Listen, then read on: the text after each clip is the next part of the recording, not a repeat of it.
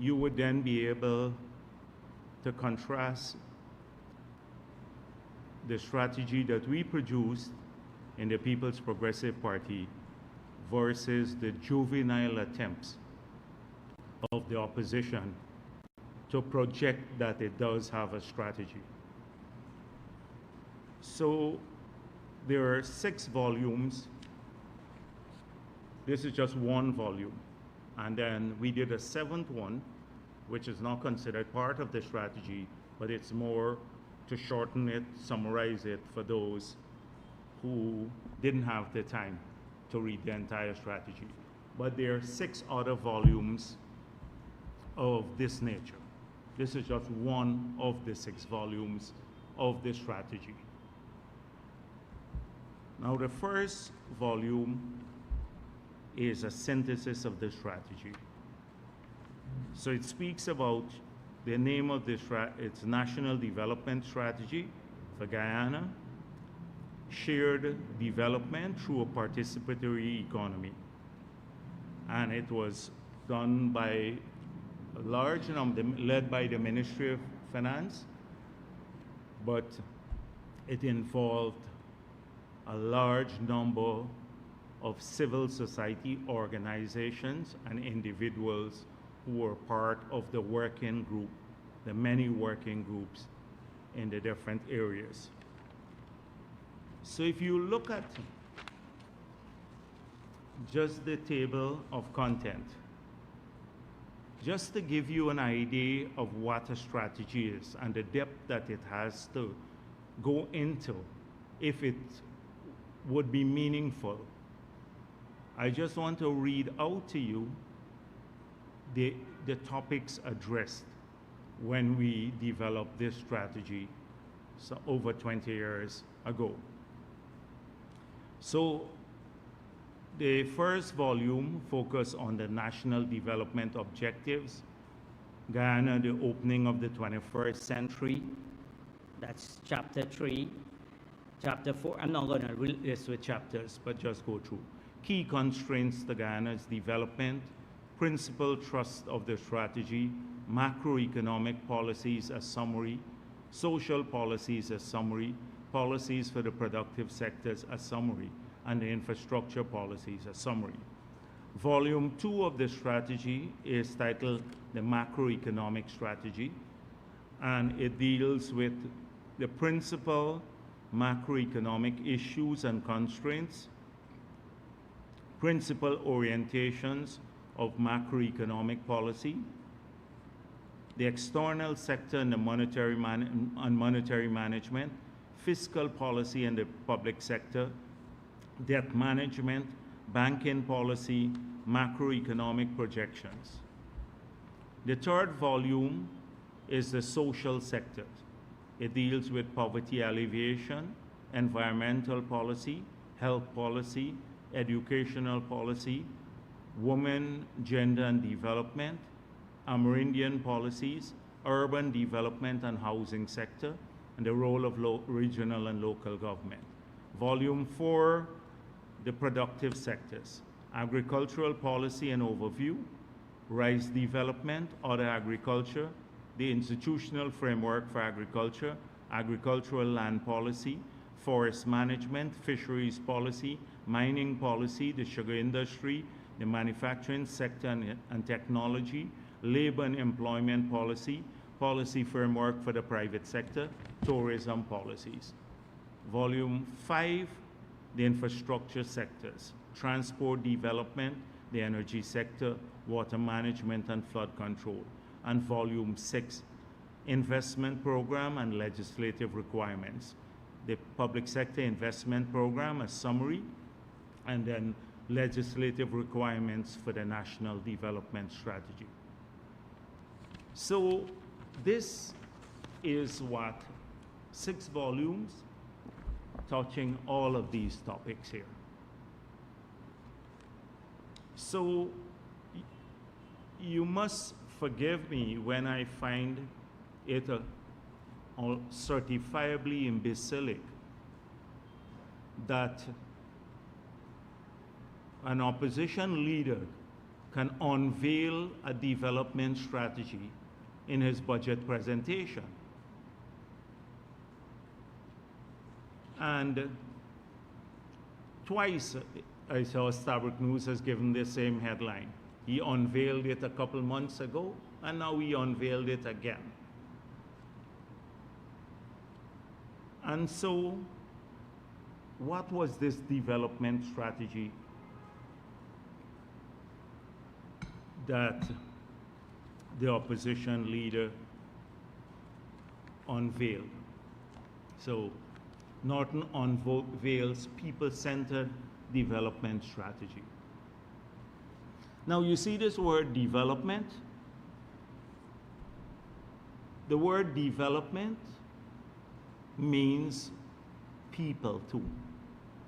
If you can't have a development strategy that is not oriented towards people, because you can have a growth strategy. You can have a tourism development strategy, but you can't have a national development strategy and it's not geared towards people. The ultimate objective of a national development strategy is to improve the lives of people. So people-centered or not people-centered, it's just rhetoric. That's the first thing. And as you can see, our national development strategy extensively dealt with the social sector. So that is why we consider it a national development strategy. It has to deal with every sector of the economy, from infrastructure to the productive sectors to social development. Everything has to be part of a national development strategy. So that's the first thing that Norton, I think, needs to understand. That a national development strategy has to, by its very nature, deal, once the word development is there, deal with people. So Mr. Norton, the key elements of his strategy are a set of slogans. Again, so we can't believe anything that comes out of the opposition. So that's the first point. We've heard about Green State strategy. We've heard about all sorts of strategy from the PNC in the past. Feed, clothe, and house the nation. Every strategy under the sun, but they've never implemented those. But even if we want to take Norton at his word, so Norton says, he gives a quotation, our people-centered development strategy puts people first. And then he goes on to say he wants to find more jobs for them, which is correct. Wants to make more investments to alleviate poverty. And then the people-centered development strategy will ensure that the needs of the people, such as healthcare, housing, water, electricity, education, transportation, and other social services are of a high quality and guaranteed.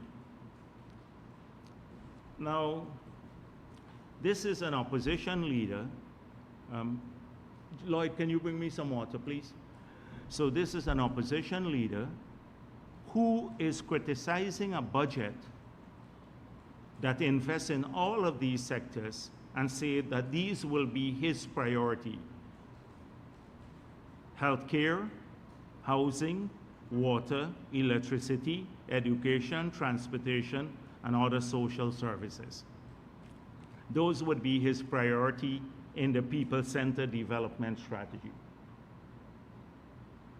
Well, guess how much of the budget goes towards these areas? The budget that he is criticizing. For the areas that he listed will be his priority, over 800 billion of the $1 trillion budget. Nearly 80% of the budget goes to these sectors. Education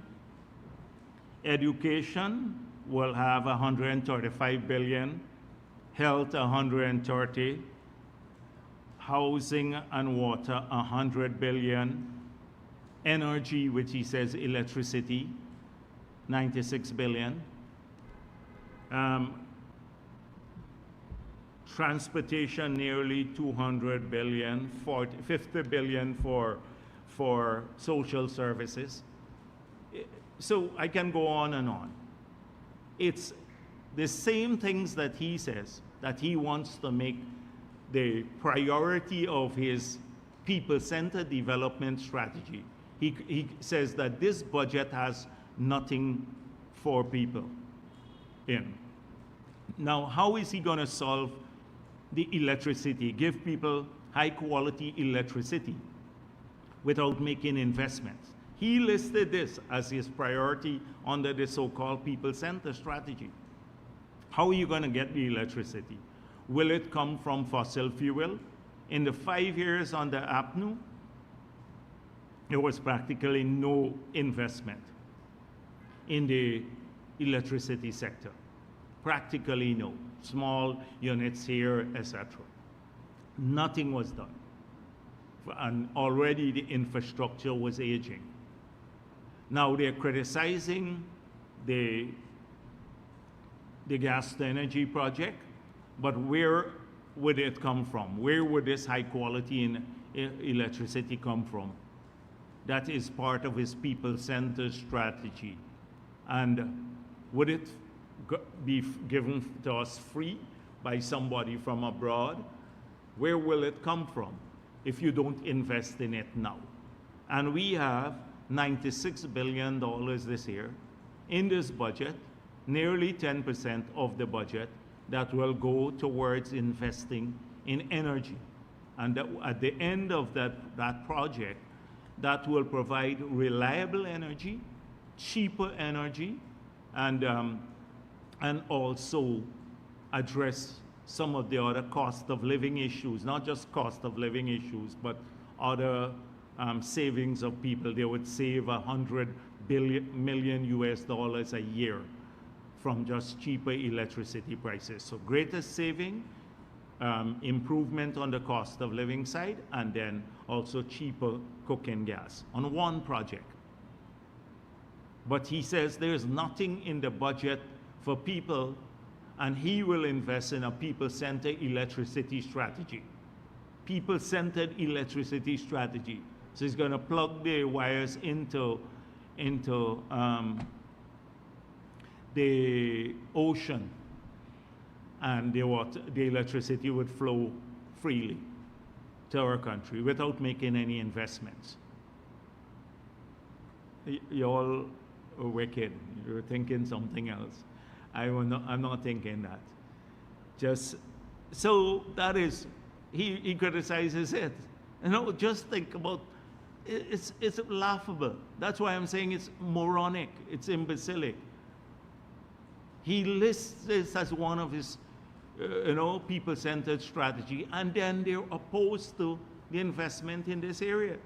So healthcare now, he says, will be his strategy, when they're opposed to the building of these 12 hospitals, the new hospitals, and the rehabilitation of the Linden Hospital and the Bartica Hospital. They're saying we're spending too much on infrastructure.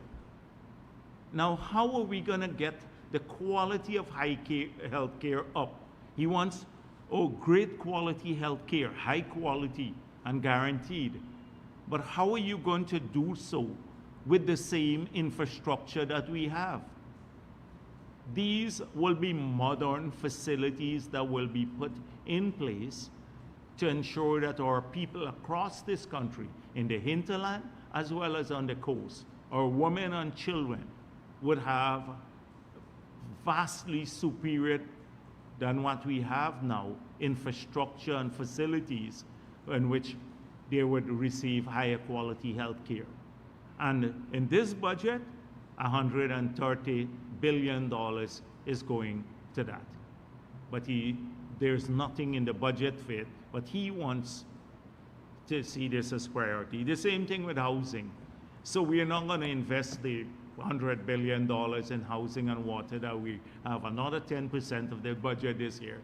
But the house lots are going to come just like that. So I think you get my point. The point is that first of all, they don't have a development strategy. To call it a strategy is a misnomer. It's an injustice, what he has done, the people-centered strategy. They don't have a plan. That has been established by now. Secondly, you can't manage by slogans. So he is sloganeering.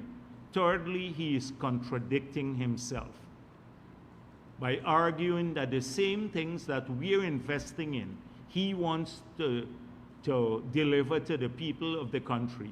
But we must not invest in them now because it's a waste of money. It just shows a very confused mind. Very, very confused mind. So the next thing Mr. Norton speaks about, he says public servants. So they're making a big play for public servants, or as they're the champions of public servants. The fact of the matter is that I see even Coretta McDonald speaking about soldiers and policemen and stuff like that now. Fact of the matter, they took away the signing bonus from them. So Norton quotes Clive Thomas, and I'll come to that in a moment. But he quotes Clive Thomas in his budget speech, and it's a different era. Clive Thomas managed, or not managed, he was at UG and wrote some papers in a different era. He's never managed an economy because he never worked in the government, in the Ministry of Finance, never produced a budget. So Mr. Norton says, in 2024, the public servants will receive 2% of all the income Guyana earns. So now he's taking the income earned by the country, the whole country, in the private sector, by everyone in the country, and is trying to point out, take the $127 billion, or over 10% of the budget, that will go to public servants this year as salaries, wages and salaries. He is dividing the total income, the share, the 127, by the total income that the country will earn, and to get 2%. The public servants are 54,000 people. They're 54,000, very important group, and they receive $127 billion a year in compensation. But there are maybe 700,000, 800,000 other people out there, many of which are workers. A better indicator would have been how much is paid to wages and salaries across the whole country, to all workers. You can't take public service pay and deflate it by national income. He's creating a new sort of economics now. So if we take public the 127 billion, and we now deflate it by two figures. First of all, the total revenue that we're collecting, which is 427 billion this year, that's, that's non-oil revenue, you will find that public service, wages, and salaries is nearly 30% of the revenue that the government collects. So public servants are getting 30% of all the non-oil revenue that we collect. And if you add oil revenue, it takes us to $667 billion. Then, and you deflate the share that public servants will get, it will be over 19%, or nearly 20%. So 1/5 of it. This is a high figure as a share of government revenue. In many countries, they don't receive that. So then he goes on. It was just like interesting for me because he's creating, he and Lowe, I think Lowe might have helped him with this. And so then they decided to see what share of income is kept by people. And they came up with taxation is 12% of your income, so you're left with 88% of your income. Now, clearly they're guessing. And they didn't look at the incidence of taxation. Who pays the taxes? Whether it's from personal income tax or from companies tax, its source is non-wages taxation. So they came up with a number, and then they tried to adjust this number to get it down to a real figure that is real income by deflating it further by the inflation rate. It's convoluted. Any first year, if you write a paper like this in the first year economics program, at not a university, maybe in school. In school, you will get an F grade for this. F grade for this. This is pure nonsense. It masquerades as an erudite submission and presentation. It's meaningless, policy-wise, and even just in economic sense. It doesn't make economic sense. So then he concludes, based on this, that in 2015, the share public service, the real income level was 4.21%. And then in 2019, it was 4.92. And under the PPP, it's 1 point something or 2%.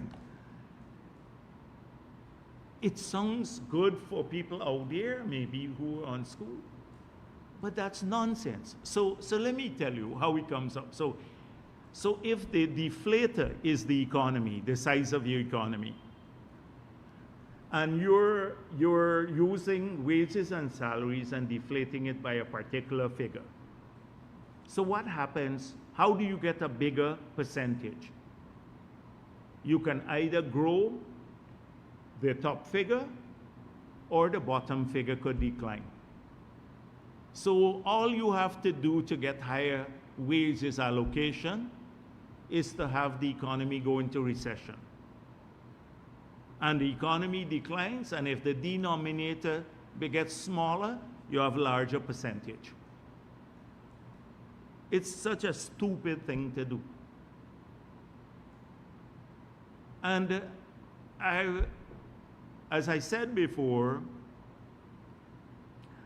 it's hard to really do a proper analysis when you have such a juvenile sort of approach to a seminal budget presentation from the opposition leader, because he went on and on about it, and it sounds good, and he quotes Clive Thomas. He threw in Clive Thomas there to give good measure to it, to give some credibility to it too. But it's nonsense. It's pure nonsense. He then goes on to say, calculate how much of the economy we are losing through inefficiency.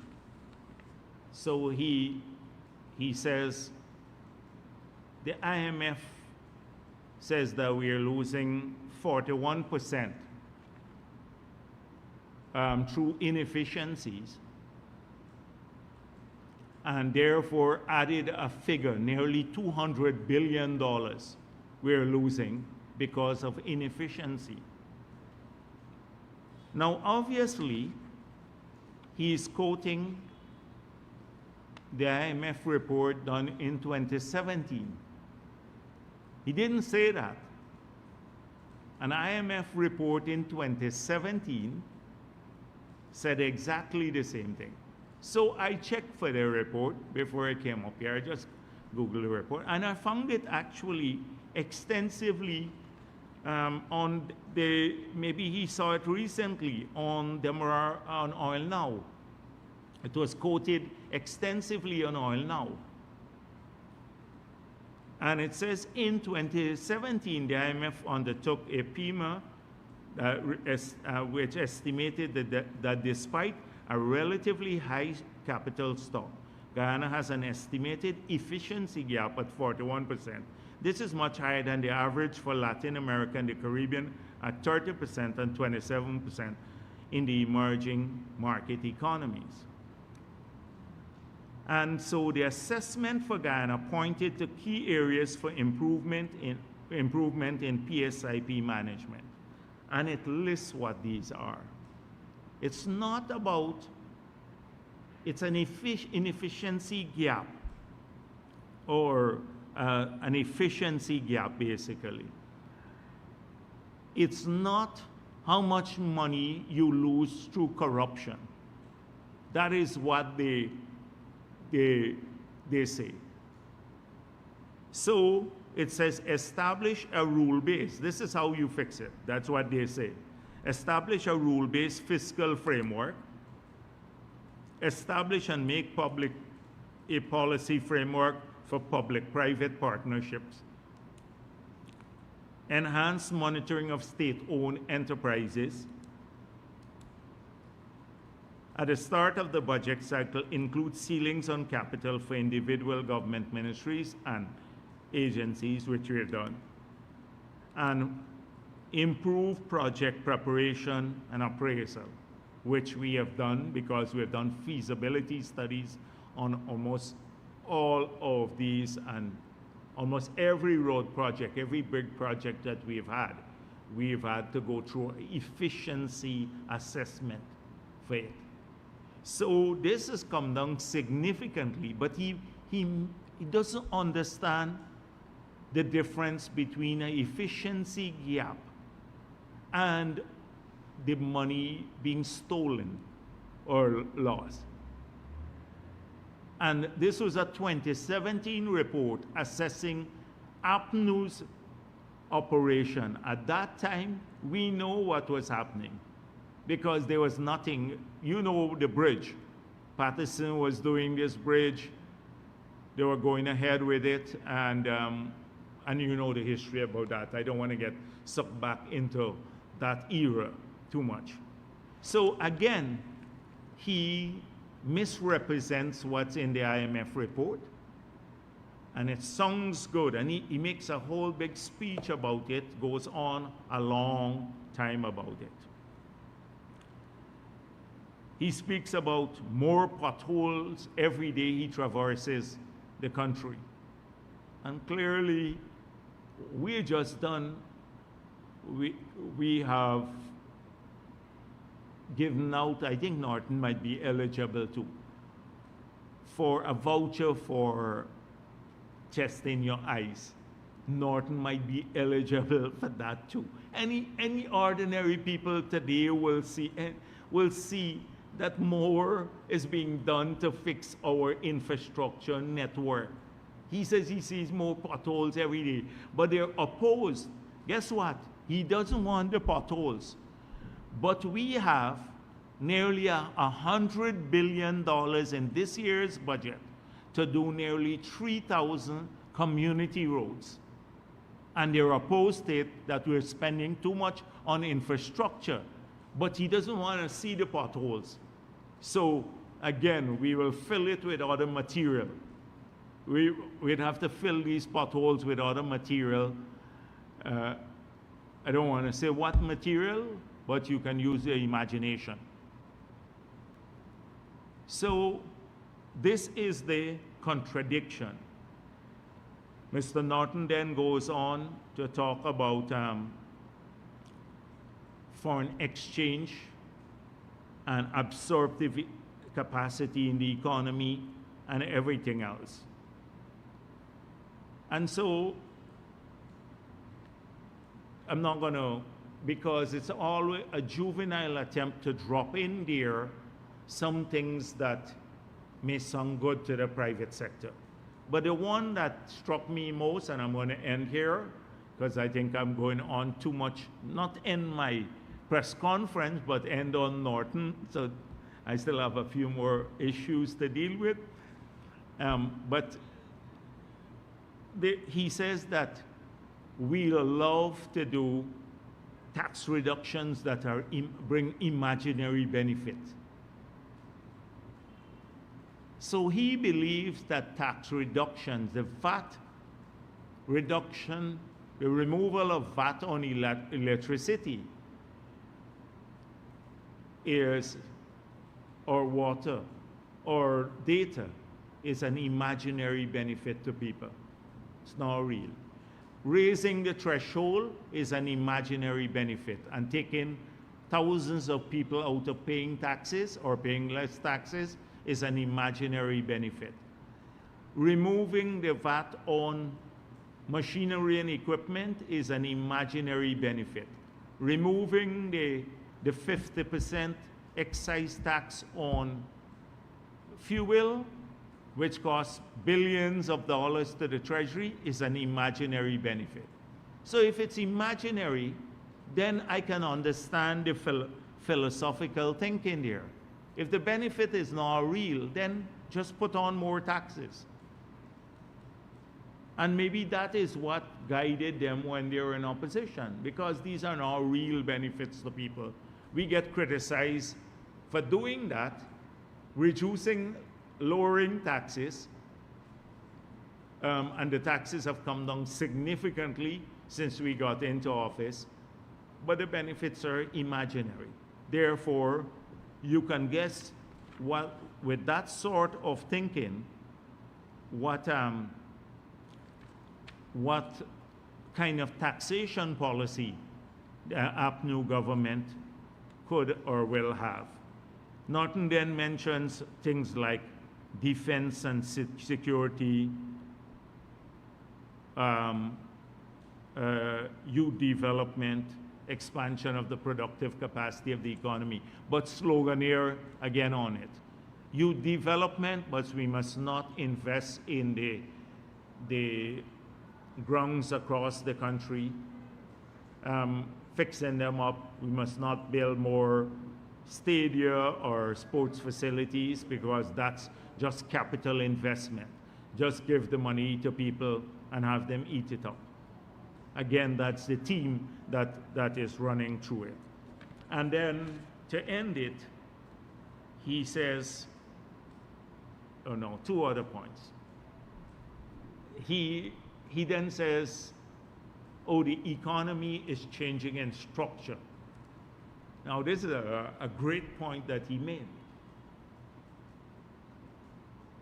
The economy is changing in structure.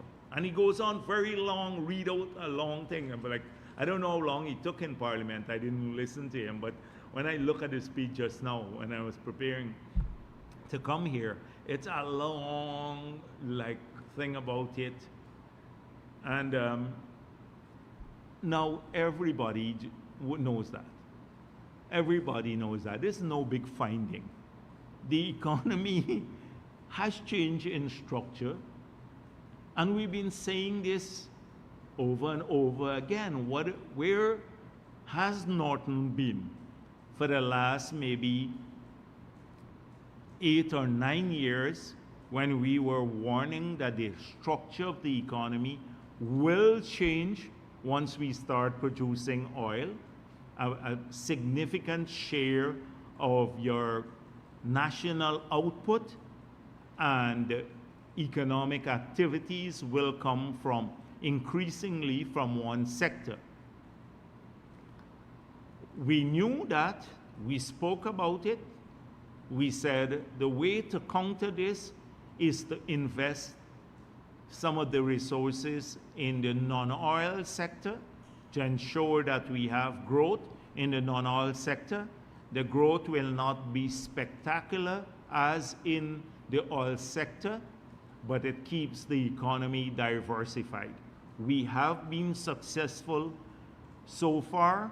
If you look at our rates of growth in the oil sector for a number of years, you've seen that they far exceeded the average growth globally for countries. That is in the non-oil sector.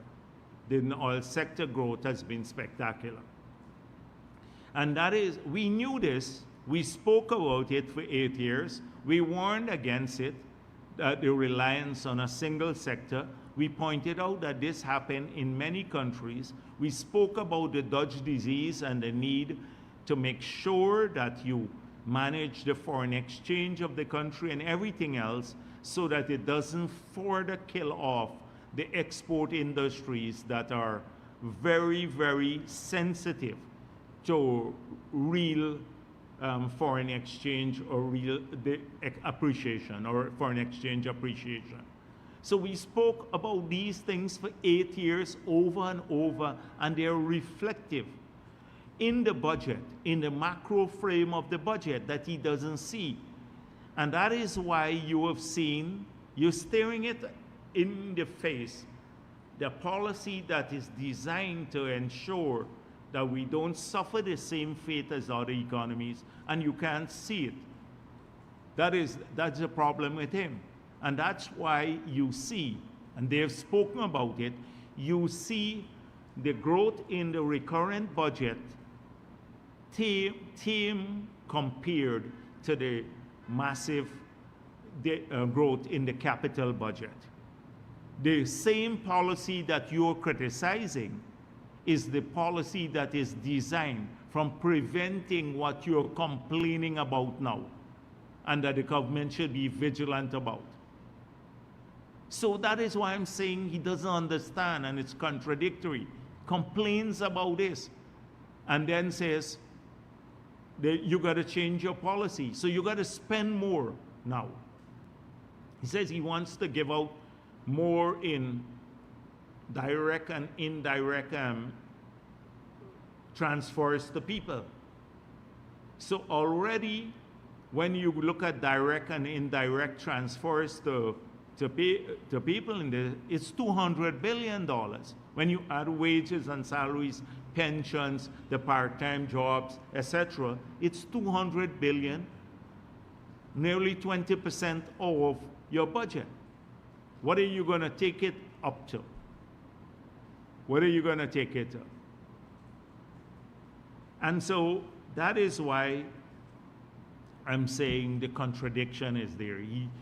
He complains about the concentration, but which is understandable, it will happen, but he doesn't support the policies that we are putting in place that are before his eyes in trying to alleviate the economy becoming a monoculture economy. That is what is there. And he has no plan whatsoever. Note that all he does is he says, he just gives the slogan, I want to fix this, but no policy prescription for doing this, because I suspect he has none. And then this big issue about borrowing again. So he has dealt with it, and almost all of them, about we're borrowing too much, etc. And as I said before, If you borrow to invest, it's a good thing because you expect that the investment would yield a return far greater than the cost of the credit to you in the future. And once that happens, that is how countries grow wealthy, that is how companies grow wealthy, that is how individuals grow wealthy. Because if that didn't happen, we didn't need banks. People would not have borrowed. Companies would not have borrowed. But I suspect your capacity to repay is often assessed when you're going to borrow, your credit worthiness. And we have come from, I saw Coretta McDonald complaining, we're borrowing now and we'll leave this debt to the teachers and the students. And where was Coretta McDonald when we were declared uncreditworthy to borrow? Nobody wanted to lend us any money. When in the 90s, when we were practically starving and didn't have anything in this country practically, the debt, the per capita debt, the external debt per capita was higher than today. The per capita external debt was higher than today. When our economy is $22 billion versus $300 million in that period. Where was Coretta McDonald at that time? So, first of all, if you look at in the G20, the G20 countries made up of 19 of the biggest economies in the world, the European Union, and now the African Union has been added. They produce 80% of the world's output, GDP. 80% of it comes from these economies. And 75% of global trade is done by these 19 economies or so. If you look at their debt to GDP ratio, only one country is lower than Guyana, and that's Russia. Russia has a debt to GDP ratio of about 17%. Every other country, Greece is like 165%, the debt to GDP ratio. In Guyana's case, it's 22%. 22%. So we have the lowest debt to GDP ratio in the G20, excluding Russia. In the G7, the average debt to GDP ratio is 128%. That's the biggest economies in the world. 128%. The US debt to GDP ratio is 123%. Germany is the lowest in the G7, and that's 66%. And we're at 22%. So these are, I can go on. In the European Union too, I think of all the 32 countries in the European Union, there are just one or two countries that have a lower debt to GDP ratio than us. So this would give you an indication of where we stand now on this. And I'm not going to respond to those people because it's just another slogan. It's just another slogan. And we're, as I said before, we're borrowing to invest.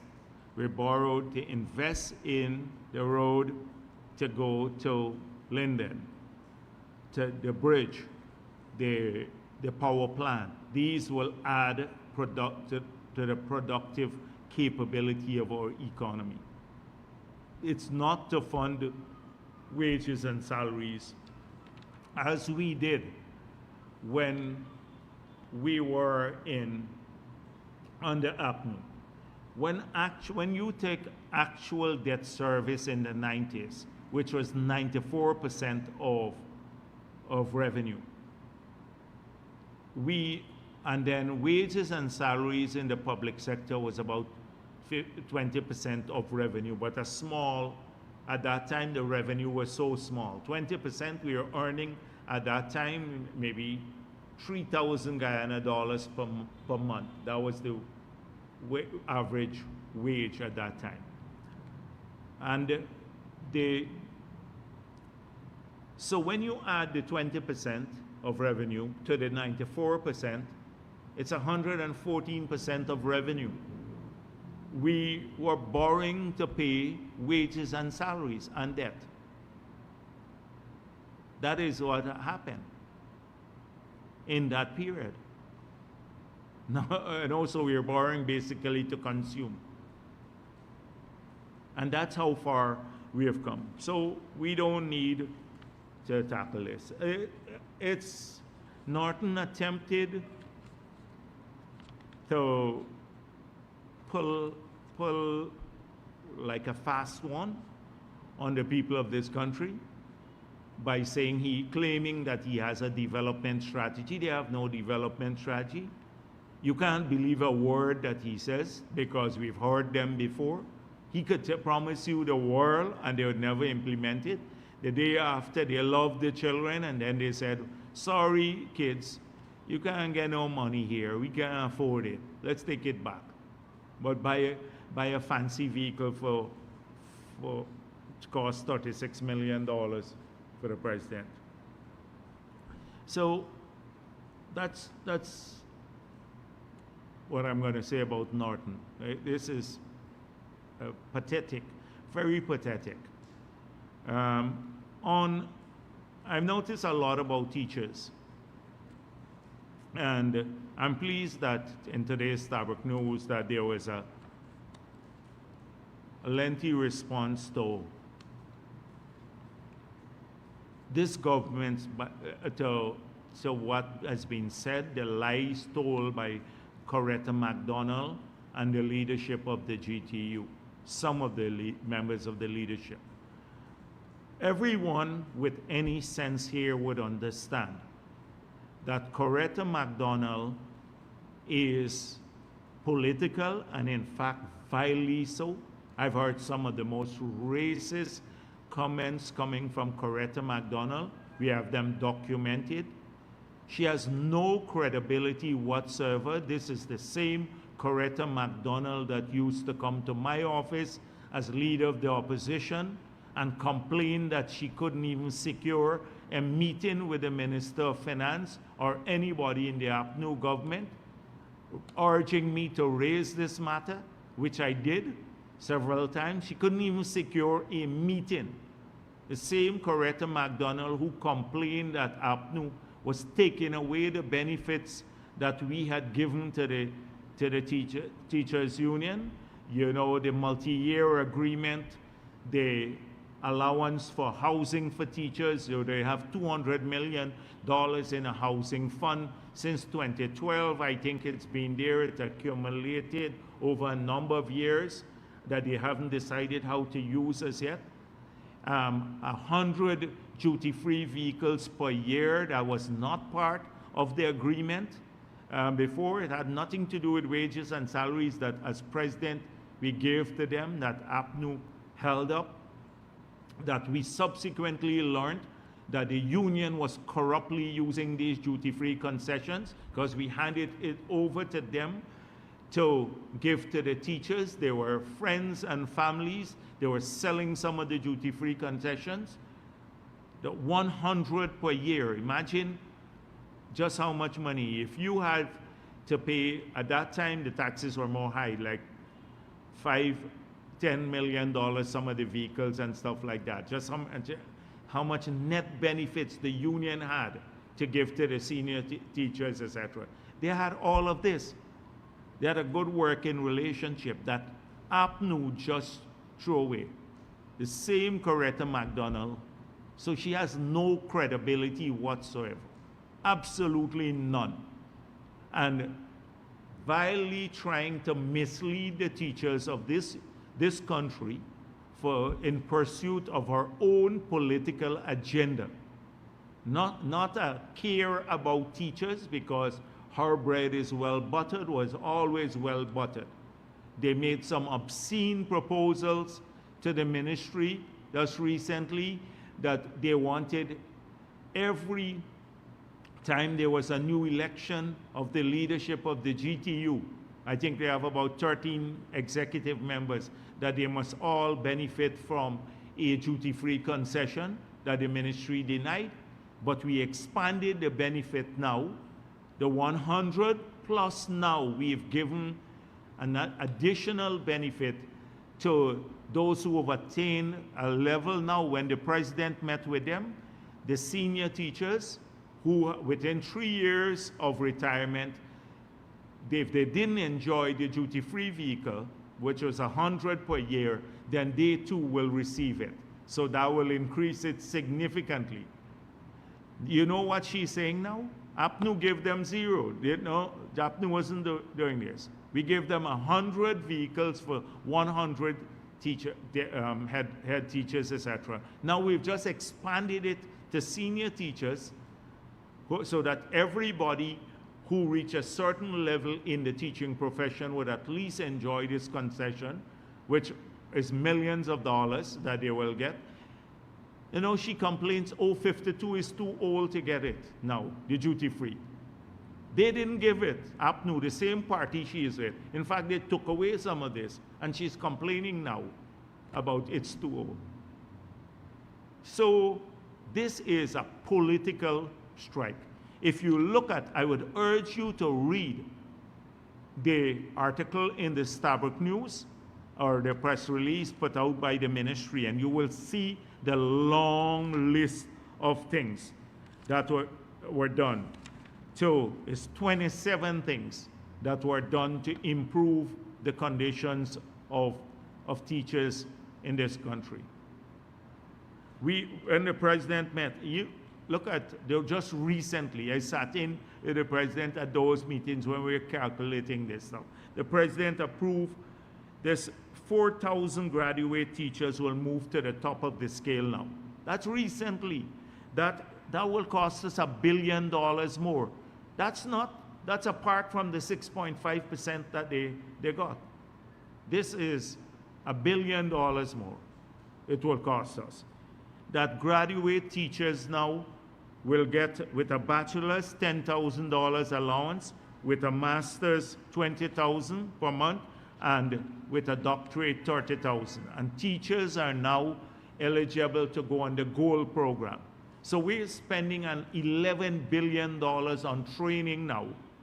They're saying, oh, don't build schools, etc. But the teachers are the ones who are going to be working in these same new schools and pay more money.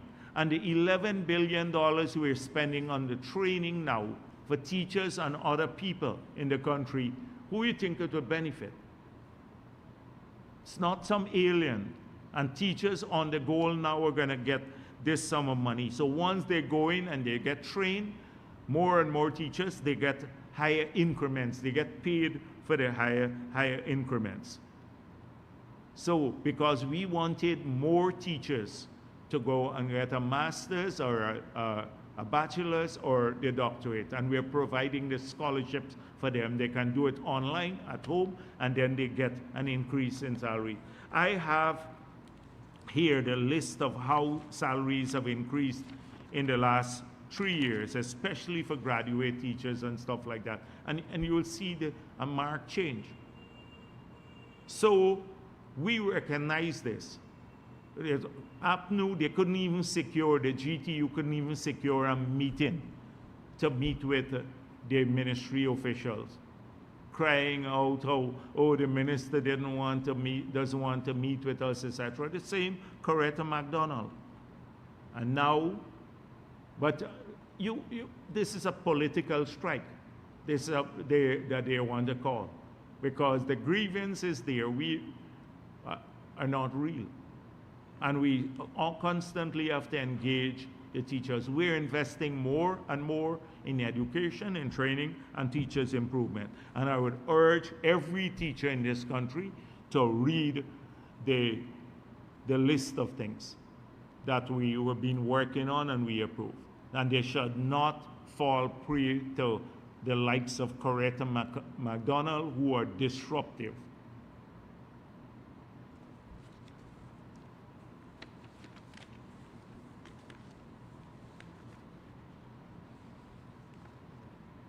Maybe I just end there because I have a long list of things, but I can go to questions and maybe come back to the questions and answer some issues. Yeah, go on. Thank you. Good afternoon, Dr. Jagdeo, Kiana Wilbur, Kaiser News. I'm not sure if you've seen, but there was a CNBC documentary focusing on Guyana, and there was some comments from Tom Sanzillo as well as another independent analyst. His name is David Goldwyn. Sanzillo? Yes, and the comment from both of them was that an NRF is not enough for Guyana to keep the resource curse at bay. Sanzillo is saying that given its current structure, the NRF is susceptible to being or becoming a slush fund for the ruling party, while Goldwyn is saying that the NRF can be useful, but it needs to have independent managers that are completely independent of government. What are your thoughts on the NRF and its current structure given those criticisms? You want me to go to the next question? Okay, let me deal with this first. All right, so the Norwegians started producing oil. The Norwegian had a poor, relatively poor, but wealthier than Guyana economy. And it took them almost 10 years before they started saving money by establishing a sovereign wealth fund. So the same people who urge you to follow the Norwegian management and approach, they don't look at what Norway and many other countries like Trinidad and Tobago and many other countries that have had sovereign wealth fund. They only established the sovereign wealth fund when their level of development had reached, in their determination, a critical minimum. In our case, we started from day one. From day one, by establishing a sovereign wealth fund. And so we will save but small amounts of money, but we already have a sovereign wealth fund from day one. We still have challenges that those countries had to address, challenges of lack of infrastructure, proper infrastructure. Norton complains about potholes, but the same Sanzillo believes that we mustn't fix potholes. In one of his articles in Kaiser News said we shouldn't be spending on roads. So Norton would have a problem with Sanzillo too, because he'd break his foot in a pothole. So these people, they come up with all of these prescriptions for developing countries, but you can't prescribe in abstract. You have to live here, you have to understand the reality of the country, the challenges of the people. So we want to save now for future generations, and the current generation can't even get a scholarship. We must fund their scholarship first of all, because by funding their scholarship, by funding a better, cheaper power, more reliable power, we are developing their productive capacity to create wealth for this country, for themselves, and wealth in the future that would be sustainable and that would vastly exceed the investment we're making. So it is these basically Caucasian people, some of them, who believe that people like us must always follow their prescriptions. We can't manage our own affairs. So ask why Norway didn't start from day one by establishing a sovereign wealth fund. You would hear questions like absorptive capacity and a bunch of nonsense from them. So I don't put too much store on what they say on these documentaries or these programs abroad, because we made it clear our money will be invested in some areas: education, health, some transfer to the vulnerable groups, infrastructure of a productive nature, and we'll save part of it. So that is it. It's not a slush fund, because on the APNU, it could have been a slush fund. Why? Because on the APNU, the Minister of Finance was in charge of managing the fund, the NRF. We amended that by putting in place now a board of directors. It could have been a slush fund. On the APNU, it could have been a slush fund because the Minister of Finance had some committees advising him, a fiscal committee and a macroeconomic committee, but at the end of the day, he had the sole right to determine how much would be withdrawn from the fund. He didn't have to account for it. He didn't need to explain it to the people of the country. It was arbitrary, assumption-based, and he could have taken all or none. Under this government, it's formula-based, it's transparent. At the end of the day, the Minister of Finance, he has no say in this. It's based on the formula. So that is why it wouldn't be a slush fund now. The third element is that under the APNU NRF, there were direct charges on the fund itself, the NRF. We have removed the direct charges from the NRF, so any money remaining in the NRF can only be invested, and the investment proceeds going back to the fund. Any expenditure of oil money must take place through the budget, has to be debated openly through the budget, must be appropriated in the budget. So it can't become a slush fund for a ruling party. We made it clear under the APNU, you could have had slush funds because you recall the signing bonus was put in an account. And that can never happen now, because under the new NRF rule, there's a requirement that the Minister of Finance now publish every cent of that we receive from the oil and gas companies in a timely manner. Within 3 months, he has to put it in the official gazette and notify Parliament. So 4 elements of the APNU bill that could have been where oil money could have been used as a slush fund, we've removed those totally. We have retained the oversight, the reporting relationship from civil society, the scrutiny of Parliament, etc. Now, I think... But the San Zilo wouldn't see that. San Zilo, still around? Apparently. I think at a press conference last year, December, I recall asking you what's your advice to Trinidad and Tobago going into this deal with Venezuela. And you said pointedly that Venezuela's Maduro is not someone who can be trusted. And clearly we're seeing those words come to pass. Venezuela has violated the agreement that was signed in Barbados.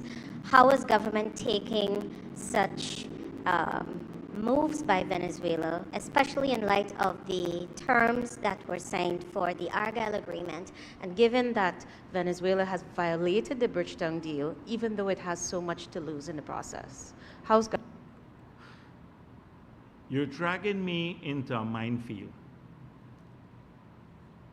because the United States has recently indicated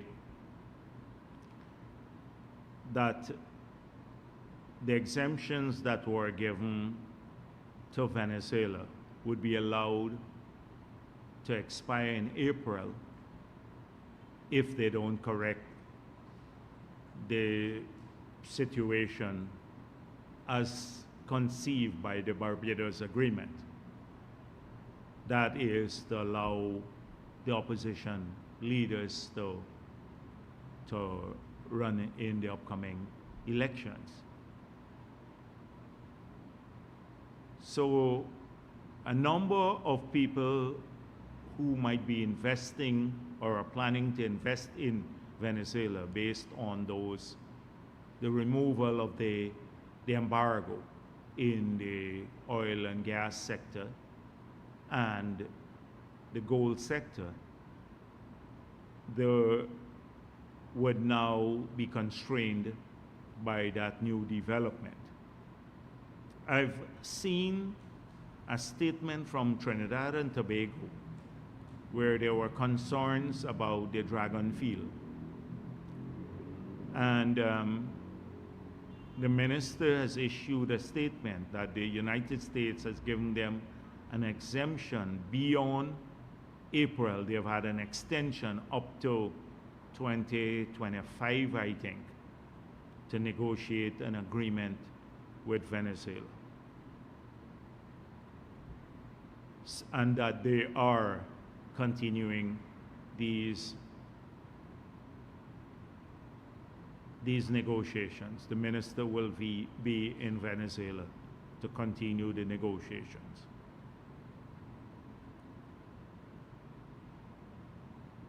So I don't want to, at this stage, say what I truly think. But I just urge Trinidad and Tobago to be very cautious in those negotiations and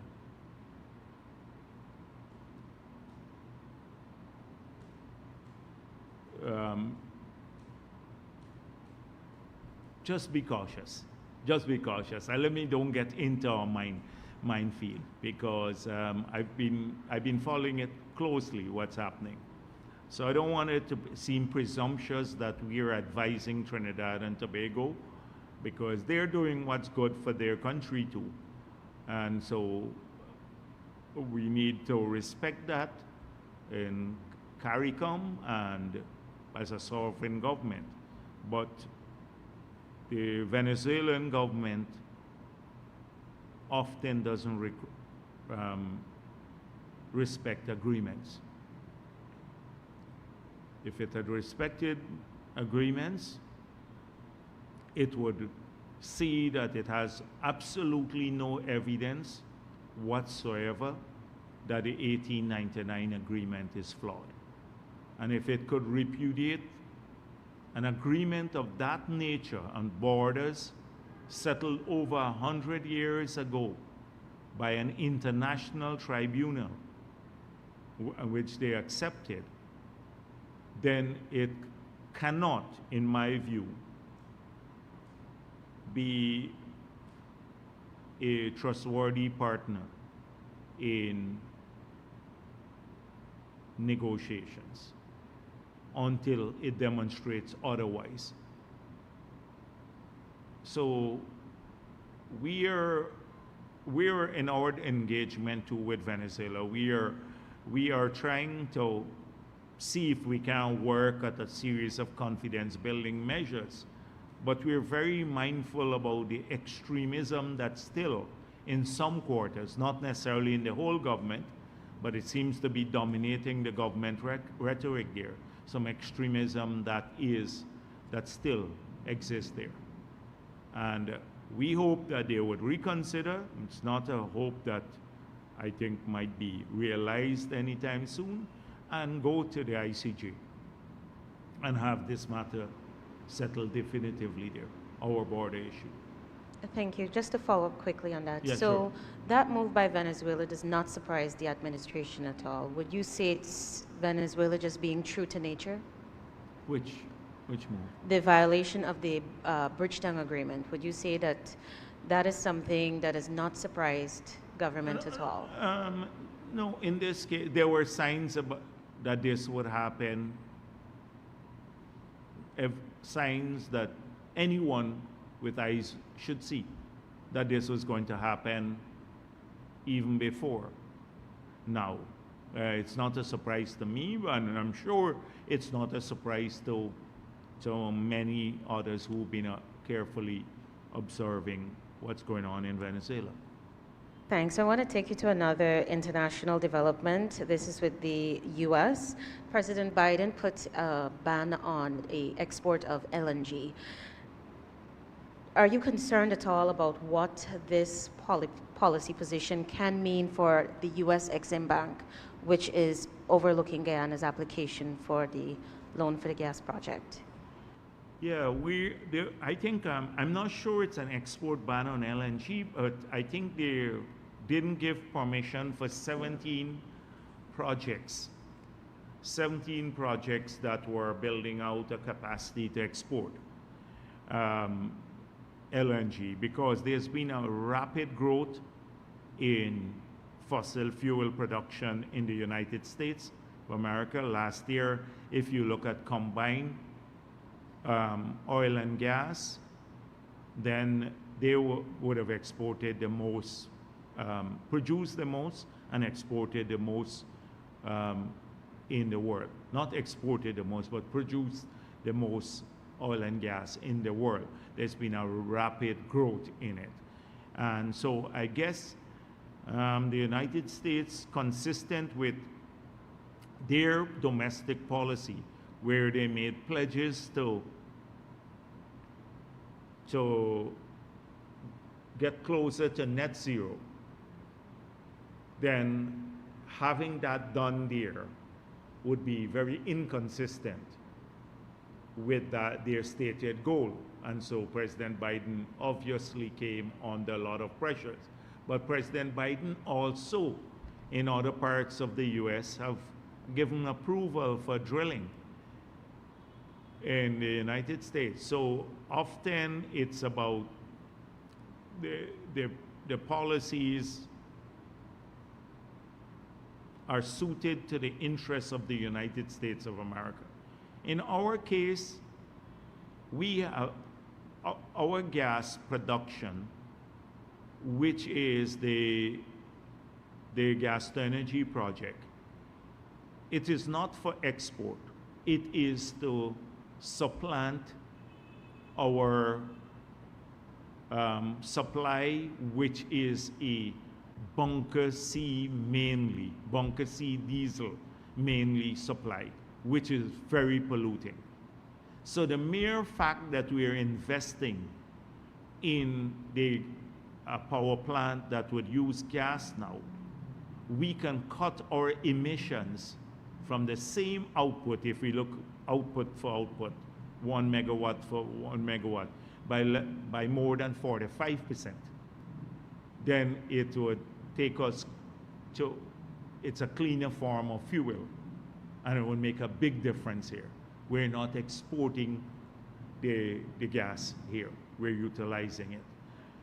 And secondly, we are a country that is already carbon negative and will remain so in the future, where the United States and many other countries are trying to get to by 2050. So the circumstances are very different. And therefore, we don't anticipate it will encounter any problem. We've had strong support, bipartisan support in the US from members of Congress on this project. Good afternoon, Kimal King, Oil Now. If I could just follow up on that specific question. Noting everything that you've just said, there was a recent New York Times article that said that given that President Biden has frozen approvals for those LNG export projects in the US, that there are environmental activists, including Friends of the Earth, who are saying that, okay, this is what Biden is doing at home. Maybe his policy should also mirror this internationally with respect to projects that are seeking US support. And they actually named the gas to energy project as well as the Papua New Guinea gas project. So seeing that the United States election season has started, and one of the seeming priorities of the Biden administration is to try to win favor with young voters, do you see that kind of sentiment during this election season potentially cutting off Guyana's chances to get that loan? And if you do find yourself in such a position, who would you turn to next? So I've made that clear at the beginning that we anticipate that this loan would be approved, and strongly so, but we always have options. And so the project shall be completed. The project shall be completed, and it will make a huge difference in the lives of people here, the ordinary people as well as our business community. Now we govern, we are elected by the people of this country, and we promise them, and they asked basically that to get cheaper, reliable electricity. We have to fulfill the promises to the people of this country. They're the bosses, not environmental activists from around the world or some who are paid here to stop these development projects. And so if they have to target big projects that make a big difference, they'd have to get, the Qatar project is one of the biggest in the world for exporting gas. We're not going to be exporting gas, so we're not adding to global demand. In fact, we're cutting out the demand for a more polluting form of energy. So there's a huge difference here. And so that is my approach to this. If I don't want to speculate, because you could easily speculate if the Democrats lose the elections, then all of these restrictions might be removed. All of the restrictions would be removed. And then you would have the 17 terminals would be approved in the US for export. They would be drilling more in different parts of the US. They'd be producing more and exporting more gas. So we're in the realm of speculation now. But in our planning, we take account of these variables. We know that when we come to the development of the bigger gas strategy, that is monetizing our gas, then we may encounter some hurdles that we believe we can cross. That is not the Wales project, but another project that will hopefully monetize gas for various purposes, because the purpose could just be to supply cheaper power, to do more manufacturing here, or utilizing the gas in a petrochemical industry, or we haven't formally agreed to that as yet, but clearly monetizing the gas is one of our objectives. So that hurdle will have to be crossed when we get to that issue. But for the Wales project, I don't see us encountering that. Thank you. I'd like to bring us to a conversation we've been having a lot recently about the government spending and where the money is going to come from to support Budget 2024. We saw in Parliament that there was tabled the Fiscal Amendments Bill, and that includes the newly proposed withdrawal rule for the Natural Resource Fund. You had made a comment previously that the current rule is very conservative. Well, this new rule seems quite liberal. I'd like to know if the government intends to withdraw up to the level of that ceiling for the next few years, because it seems like it's not going to leave a lot of room for saving. And, and I dealt with that issue right when I answered the first question that was posed to me about the need to save and how other countries address this when you have a demand out there for improved services in almost every area. And so we believe that and a combination of the funds being utilized in this manner, which gives us a greater return than saving at this point in time for intergenerational equity, which will come later. So if you, and it's not based on, it's based on amounts. So if you look at when you get up to about $5 billion, which could be very soon, we're saving 90% of the money over that figure. So it's not a time-bound thing, it is a quantum-bound issue. And so we believe that when you look at the sums, given the size of the budget, it's not unreasonable now to utilize a bit more from the NRF. But when you get to that level, it goes quickly up to saving of 90%. And if we anticipate that at current levels of production, and then some paying back on the projects, that is amortization of the earlier projects, you could get to those figures in another 3-4 years' time. And then you're saving over 90% of the money in an NRF. So we believe it's entirely reasonable. But there are lots of development needs. That's why I said it's conservative. Okay. The early one. You have spoken about how in the next few years, when the government has made much of its capital investments, there would be a steep fallout in the budget because you won't need to spend so much. So at what point do you see Guyana's debt servicing and its debt accumulation reaching a point of stabilization? Like how far into the future? No, but stabilization means that a couple of things. So when you do a debt sustainability analysis, ours is stable and declining. Our debt, so declining meaning that our capacity to repay is improving all the time. From the early days when we were a hippie country to now. So every year, in spite of the borrowing, our capacity to repay grows. So stabilizing means that it is not, somehow it's unstable now. It's not unstable.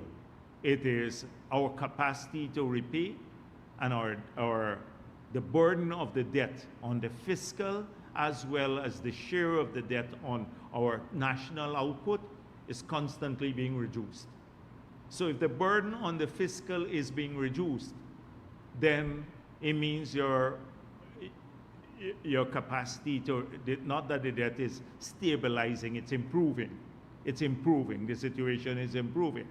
Now, in the future years, maybe you would see even a steeper fall in that, because you could conceivably get down to, if say all the big capital projects are completed, you could get down to maybe 4% of revenue or so. It's about 7% now of revenue to service debt, down from a scheduled debt service of over 100%, an actual of 94% of revenue in the future. So I anticipate throughout our history, we're gonna see moving forward. And even if you have shocks to the economy, that is lower oil prices, etc., our debt numbers are still sustainable. It's sustainable in the long run. So using a word stabilizing is making it look like it's unsustainable. It is not unsustainable. If I could be more specific about what I wanted to ask was if we're going to get to a point where the rate at which we're taking on debt is not so much higher than the rate at which we're servicing debt.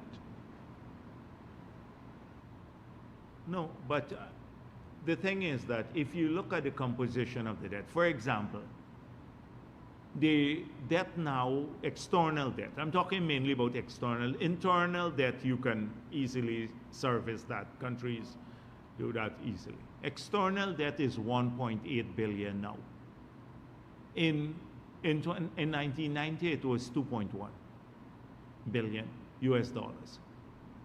It's 1.8 billion US dollars now. In 1990, it was 2.1 billion with a 300 million economy. Now we're 22 billion dollars economy, US dollars. So you understand, it's just anyone with, that is why I see the people don't deal with that. They deal, oh, they're borrowing a lot and stuff. This is how you manage, these are the important metrics. And you have to look at these metrics when you manage.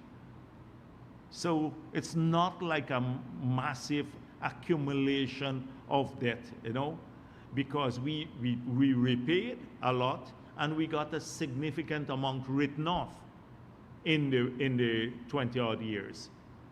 So anyone coming now to look at a country like that with an economy 60 times bigger and with the same level of debt, a lower level of debt in nominal dollars, like at that time in 1990. In fact, it's significantly lower in nominal dollars because $2.1 billion in 1990.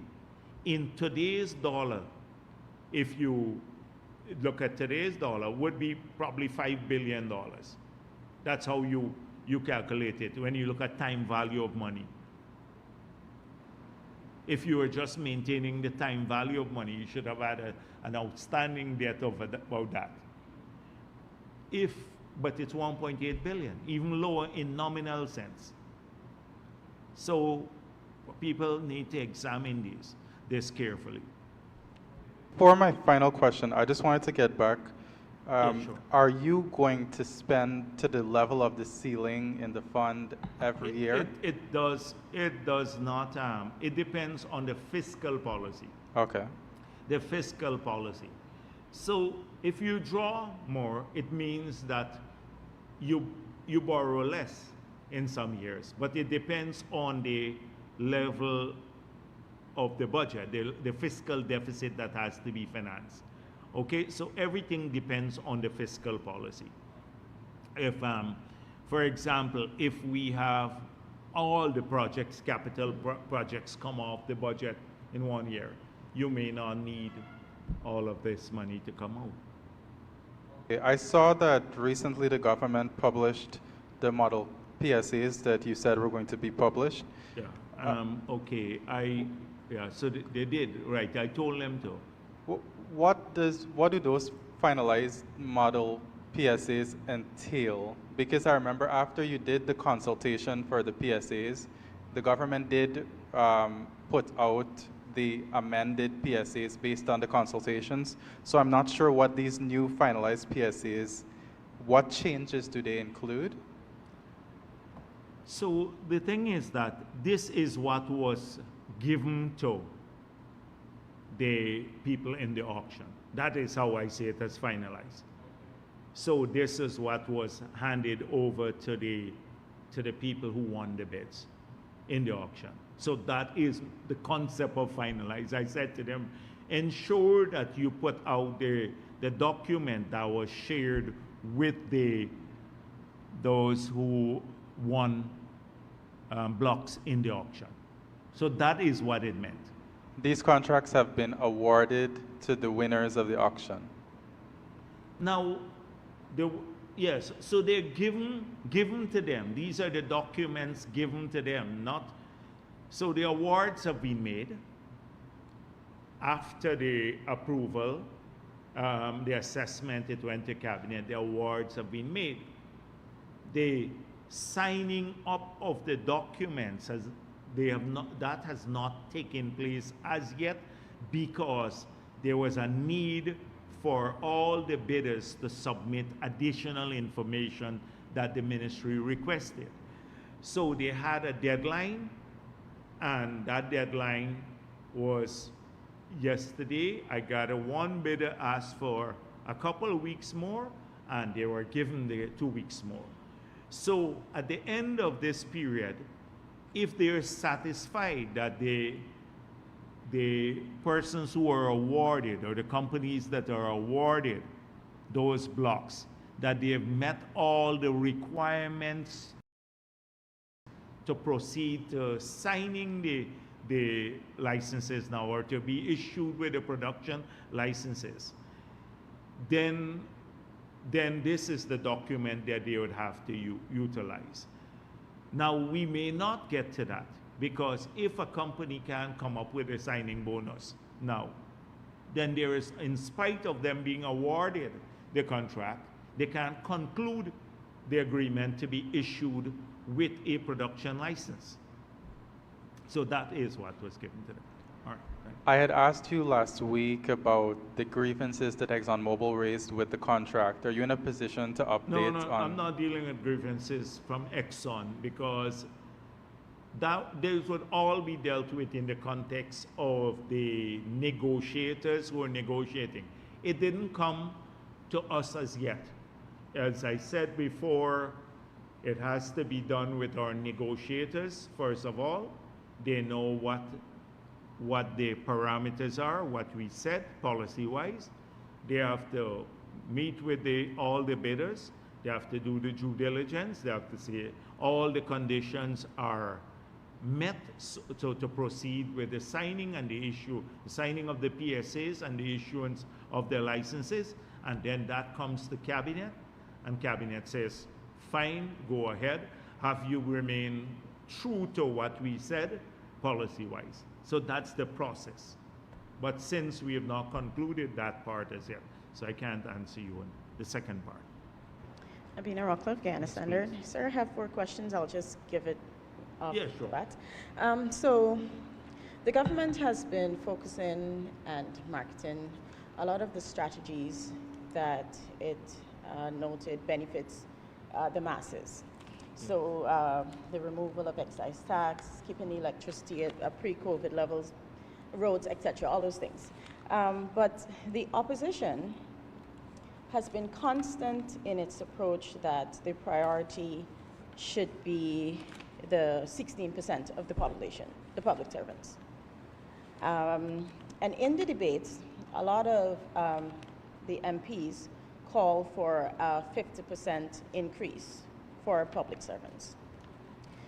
In simple terms, as simple as you can go, can you say what would be our reality if the PPP decides to move away from policies that benefit the masses and prioritize public servants and give the 50%, even at a time when the private sector wages and salaries remain as it is? What would be the reality? That's one.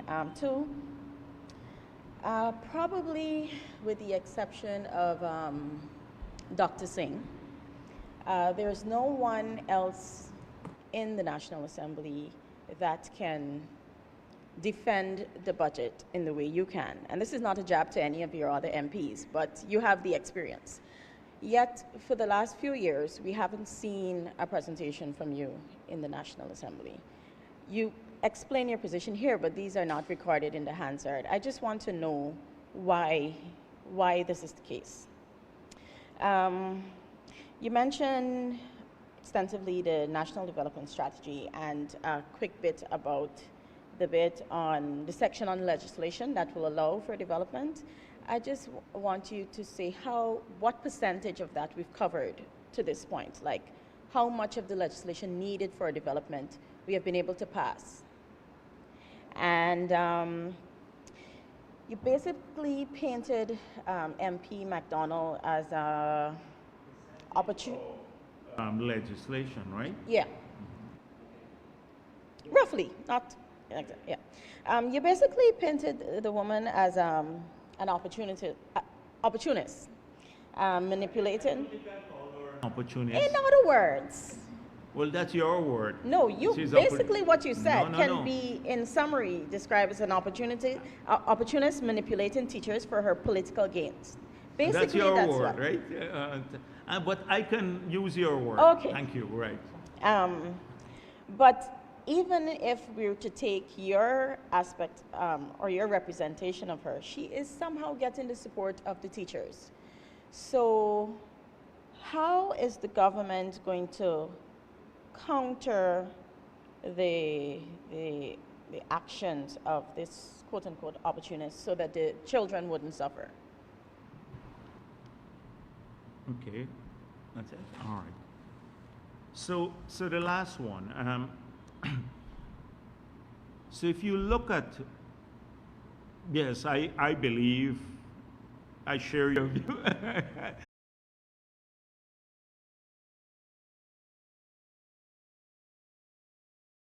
I said that about one person, and he sued me, and I'm going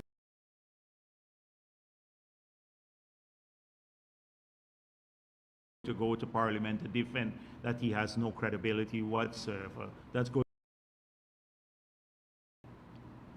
And so what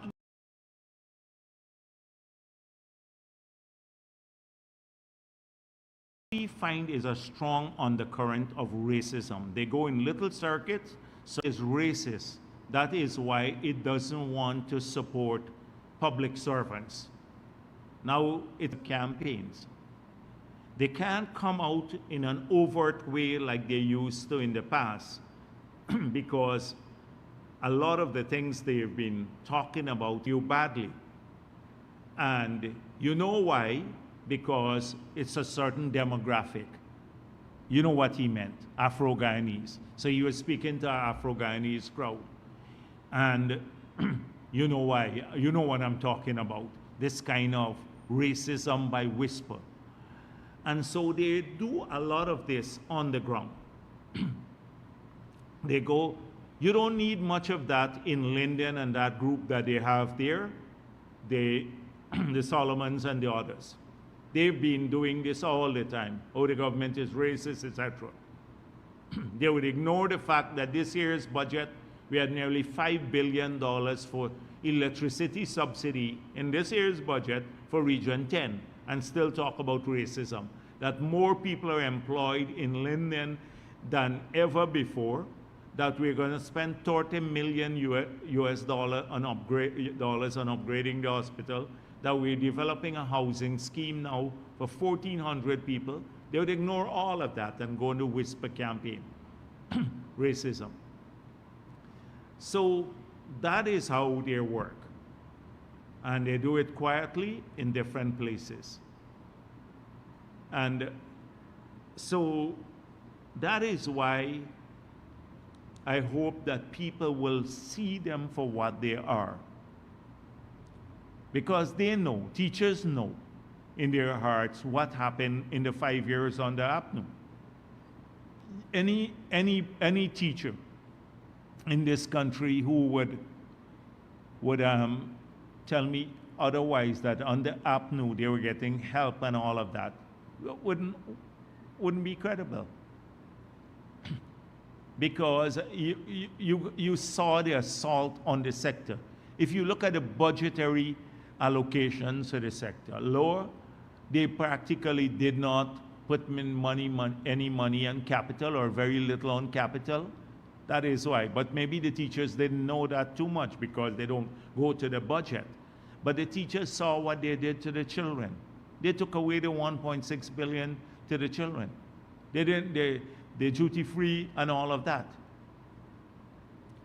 So that is why I think it's political opportunism and racism. And I want to say to all teachers, whether you support the PPP or APNU, but this is what they're using it for their own selfish purposes. People like Correct and the others. The percentage of legislation, I haven't looked through because it's but a significant and overwhelming per number of those have been improved, etc. If I go through the things, for example, that we did in that period since the LCDS has done, to say modernize just the financial architecture of this country, you'd be amazed. People think that the policy environment that we work in today, I see a stock exchange, the debate over the exchange. But we passed the law on the exchange. 2, New Companies Act, New Insurance Sector Act, New Bank of Guyana Act, Deeds Registry Act, a whole range of things. If you look at the Financial Institutions Act, we modernized the financial architecture of the country through a slew of legislation. If you go to revenue collection, we reformed the agency. We put in place the revenue. We created a semi-autonomous agency, put in a board. It used to be a public sector entity there. And the reforms that took place there are phenomenal. We modernized the treasury function in the Ministry of Finance. We reformed the tender board. We have one of the most modern pieces of legislation, tender legislation, in any part of the world. A lot of these things are not known over the years because they took place, and sometimes we don't talk enough about them.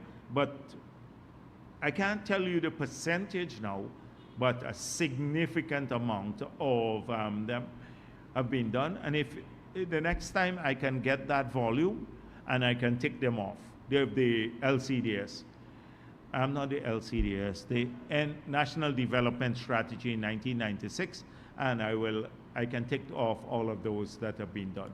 Or we've done much more beyond what was there, because remember, the economy changed over that period, and a strategy constantly has to be upgraded. And that's why I'm saying that you have to read the National Development Strategy in conjunction with the Low Carbon Development Strategy, the Competitiveness Strategy, and the Poverty Reduction Strategy, because they just took out elements of that strategy and amplify them, the National Development Strategy. You as APNU, a single policy document that it has produced outside of paying consultants to do that Green State strategy that nobody utilized. They spent a couple $million of money that we left through the Norwegian fund to develop that strategy and talk about greening Bartica, planting trees in Mabaruma, and all of that. That was their Green State strategy compared to like our sale of forest carbon and earning $750 million for the country. That was their approach to it. It wasn't nothing. You ask them which policy document they produced. And I noticed somebody talking about the ERP. I think some man from where he lives abroad, I think. Some guy, professor something. One of them talking about the ERP. Brandon or who is the, might be Brandy. I remember some liquor, yeah, Brandy, yeah. So like that, I saw it somewhere. Now the ERP was a structural adjustment policy. The ERP was not crafted here. It was crafted in Washington. It was a few people who went up because Clyde Rupchen was part of the team, and he told me about who went up there, and the head of the central bank, and who had to, we were declared uncreditworthy to borrow. When a country had all of this debt and couldn't borrow, was a problem. And so Desmond Hoyt agreed to a structural adjustment policy, which is standard for all of these countries that are run into payment problems. And therefore, the elements of that strategy, they had to privatize, they had to restrain public sector investment, You had to, and reduce the numbers of people in the public sector, which led to retrenchment of a number of people. See, in Linden, we had the choice when Hoyt appointed Minproc to either restructure or close, and then they decided to close the bauxite operations in Linden and we decided not to close it, but to get an investor in. When we got into office, this was in the 90s. That was a structural adjustment policy, typical structural adjustment policy. It is not a national development strategy, and they take credit for that now, and it involved devaluation of the currency.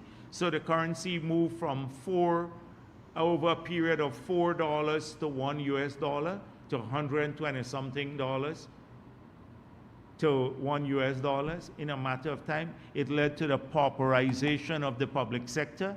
Imagine with that devaluation, if you denominate the wages in US dollars, the local wages, average wage was like $25 a month, because now it got deflated by the high exchange rate. So this is what happened there. And I saw them praising the ERP, taking credit. That was in the 90s. That was their strategy. It was not their strategy.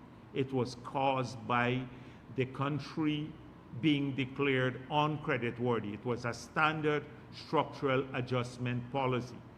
By 2006, we had worked our way out of it. We no longer had an agreement from 2006 to today with the IMF. From 2006, when I was president, we have these Article 4 consultations where they come, etc. But we didn't have an agreement with the IMF. So this is something that they can only take credit for this. National Assembly not speaking.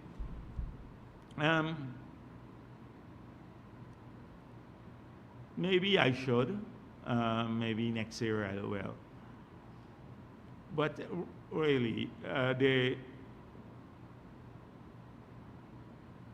quality of the debate on the other side, it's like it doesn't give me the energy.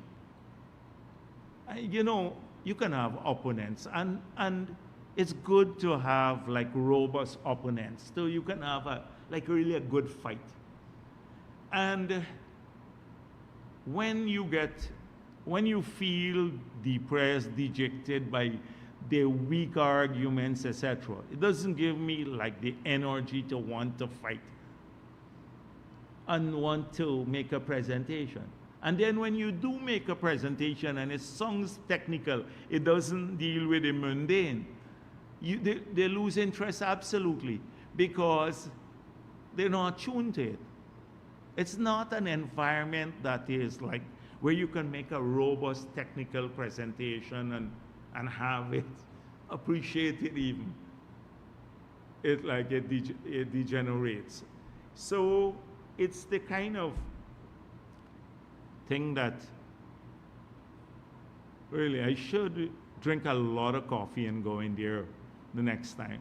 And so maybe that will add to some energy. But the other side doesn't inspire me to make things. Huh?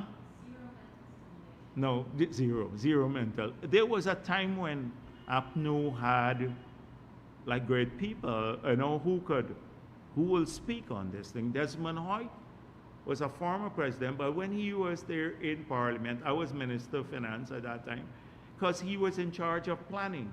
So you could relate to him, because he would not talk nonsense or try to come up with something that doesn't exist in economic theory, like Norton did here. And you had people like Kenneth King, and you had Winston Murray, who would manage ministries and stuff like that. There was a time when you encouraged, and I was young at that time, and encouraged to go in and want to debate and stuff like that, because These are people you could, even if you disagree with them, you could, relate to what they are saying. Now, imagine you debating Sherrod Duncan on a budget. It's like, it's a far cry from the past. And so this is what they've degenerated to. Has degenerated to a bunch of like neophyte semi-thugs in Parliament. Thuggish behavior all the time. I can testify to that. One even tried to harm me physically, but this is what they've degenerated to. And it's not very encouraging. Not very encouraging to do that. The 50% increase. So you heard the tenor of what I was speaking about, the need to be careful in the planning process. And I'm urging them to think for a moment. You can't speak about and lament that the economy is getting more and more concentrated around oil revenue, and that the future of oil revenue could be uncertain, right? Because oil prices could collapse like they did in 2015 to under $30 a barrel. Suddenly it collapsed from $120 to $30 a barrel, and then build out a recurrent expenditure that you cannot cut in such a situation, because you're stuck with it, and you build it out on this perception that you'd always have this money in the future.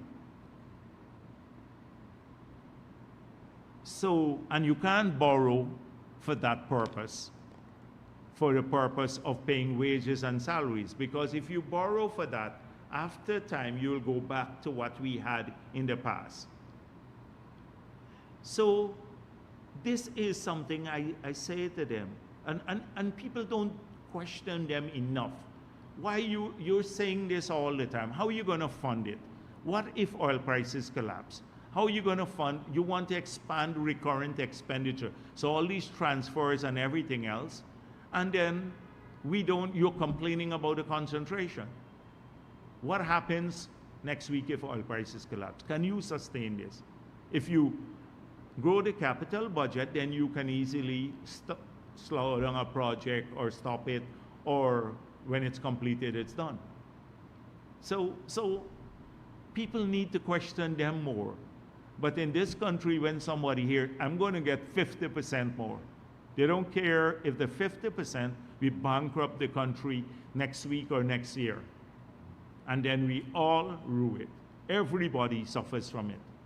And that is what they want. They did in the past, and they want to do it again by making these outrageous claims, hoping that people would hear 50% on the app. No, I'll vote for them because it's political season, I'll vote for them. And when they get into office, you get nothing, or they just will bankrupt the economy.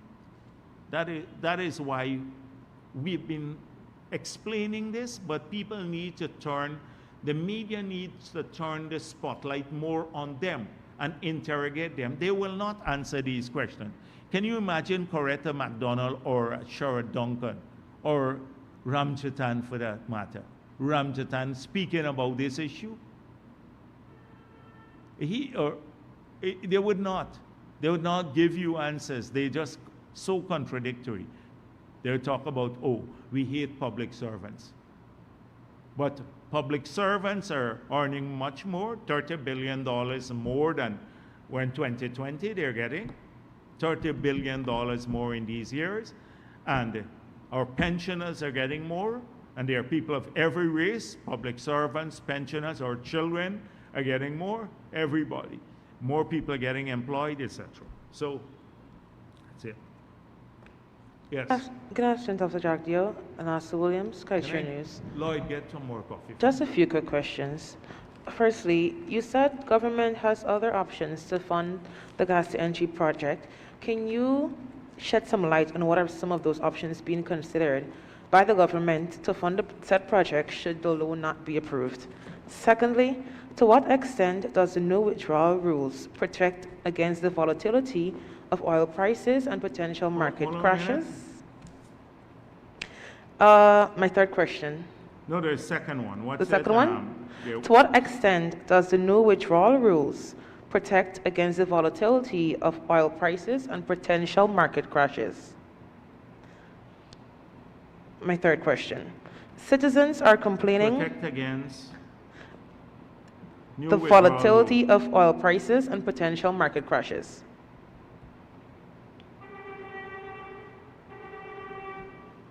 Yeah.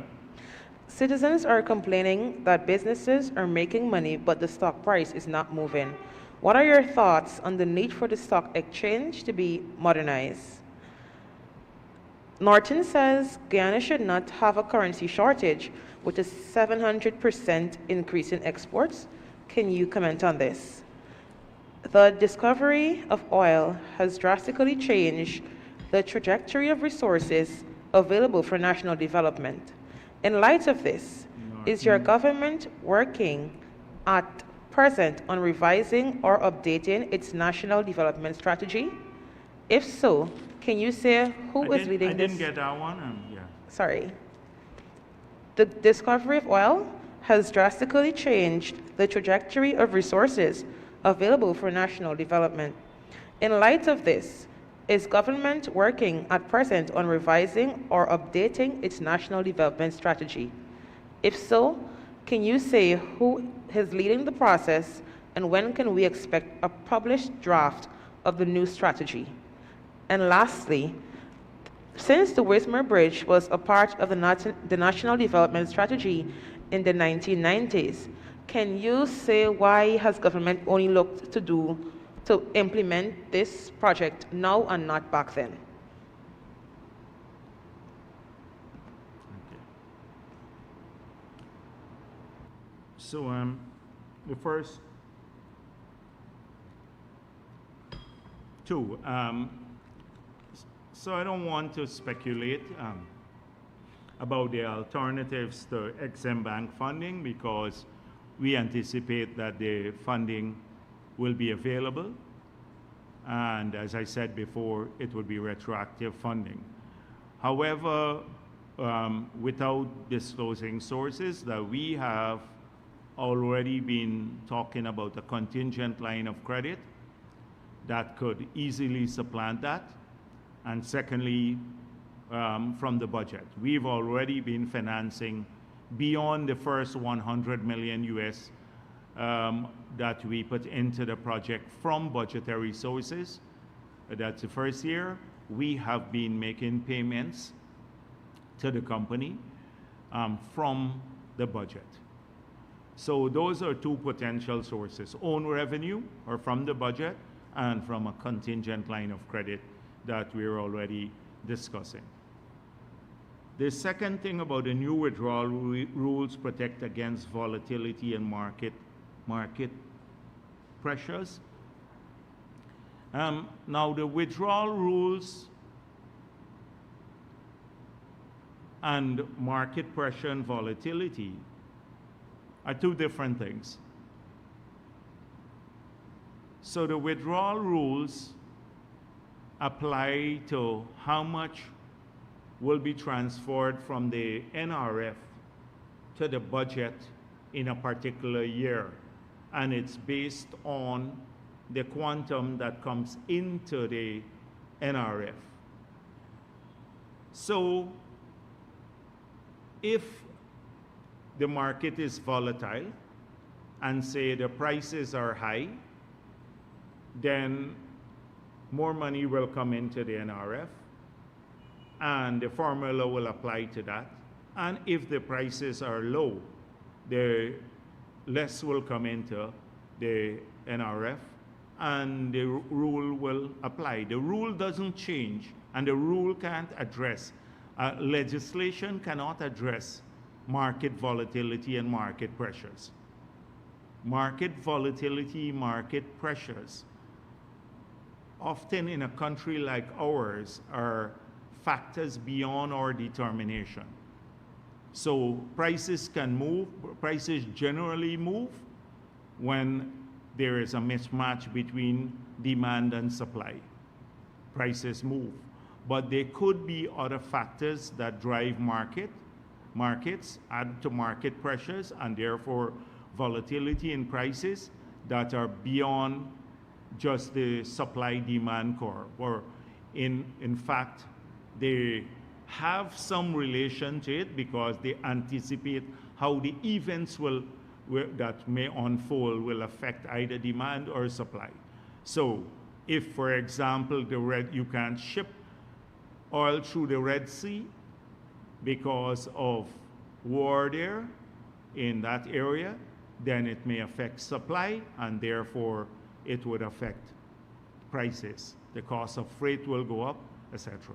The war in Russia and Ukraine affected supply, therefore the prices went up. The same thing happened for gas. Europe stopped importing some of its gas from Russia, the prices shot up, etc. So those are the factors that affect volatility in oil prices and the pressures, not the rule. The withdrawal rule has nothing to do with that. The withdrawal rule is applied to the proceeds that come into the NRF. The citizens complain about what? Huh? Oh, the stock exchange. So I've asked the head of GRA to give me a list of public companies when I saw this issue being debated in the public domain after a statement by Mr. Rees that are trading now. And if you go back to the past, when we passed the exchange is a self-regulatory, the stock exchange is a self-regulatory organization. It's privately owned. The stock exchange is privately owned in Guyana, like in many parts of the world. New York Stock Exchange, privately owned. It's not owned by the government. The government passed supporting legislation, the securities legislation that people have to comply with in managing the exchange, and the participants on the exchange have to do that. So that's the first thing. It's privately owned. And then some of the shareholders are members of the board. So the biggest problem in Guyana historically has been the number of public companies we have. Most 99% of our, maybe 99%, I don't know what percent, but in the 90s, more than 99% maybe, are private companies. They're not public companies. So the public companies that are traded now, they're trading at, so Banks DIH, Caribbean Containers, Citizen Bank, Demerara Bank, Demerara Distillers, Demerara Tobacco Company, Guyana Bank for Trade and Industry Limited, Guyana Stock Feeds Incorporated, JP Santos and Sons Limited, Property Holdings Incorporated, Republic Bank Guyana Limited, Rupununi Development Company Limited, Sterling Products Limited. This is what the GRA sent to me. So these are the public companies that are trading. Now, some of these companies, a lot of them have the majority ownership is like a single individual or a single company. So they operate more like private companies. You saw from the head of the exchange that, well, the chairman, he said that these companies are not listed on the exchange. Because to list on the exchange, you can have like greater, I think movement in shares, the shares can be more reflective of your fundamentals. So if the company is growing and making more money, and the PE ratio is higher, the price earning ratio is higher in the companies, and they have a good dividend policy, if you're listed on the exchange, then your prices go up, your share prices go up, because people find it more attractive to hold your shares, and then because they get a greater income or dividend from the share. In Guyana's case, the first thing is that we don't have a large share volume. Very few public companies, many companies are private and they don't want to go public. Even now, the public companies are not listed on the exchange, because when you list on the exchange, there's a greater level of scrutiny over your accounts when you list on the exchange. So even the public companies. So I don't think Banks DIH is listed on the exchange or any of these companies. But they're trading through the exchange, but they don't pay a fee. So they're not listed there, but it requires higher levels of scrutiny over your account and regular publishing of their accounts. So a lot of private companies don't want to go public because they're afraid of this. And some of the public companies don't operate like private companies. They don't want to list on the exchange too. So they're not listed on the exchange. But if you list on the exchange, you have the possibility where your share prices will grow in accordance with your profitability and your dividend policy. So we are prepared to modernize this, but it's not owned by the government of Guyana, the stock exchange. It's a private exchange. And so lamenting the fact that we not giving them money and all kinds of stuff, the government is supplementing the exchange, right? And is prepared to give more money to probably modernize. But if you got old computer, buy yourself a new computer. Anybody, a person, now a low-income family could afford a computer. You're lamenting about, oh, we got 22 years old computer? I saw some comments made in the public. But it's a private thing. So, but we are prepared. We've been talking about a vibrant stock market, for people to raise money through a stock market rather than having to go through loans in the banking system. But it is, in most countries, this is not the government doing this. The exchanges are privately owned, and the companies themselves want to go public and they want to list on the exchange. In this case, somehow it's made to look like the government is deficient in this matter. So please, let's look at this carefully, and they should ask the companies themselves, why would you list on the exchange? And two, why aren't more, as Georgetown Chamber of Industry and Commerce, right? Industry and Commerce, yeah. Ask them why aren't they encouraging more of their members to go public so that you can have a vibrant exchange, more stocks could be traded there. That's one, it's their responsibility. And two, to ask the existing members to list on the exchange formally, have a formal listing. Somehow, we need to, it made it look like government is deficient anywhere. But as I said before, given that we want to have this happen, we're prepared to work with the stock exchange, with the private sector and everyone else to modernize it. And if it requires money, we will put in the resources to do it too. But this is a privately owned exchange.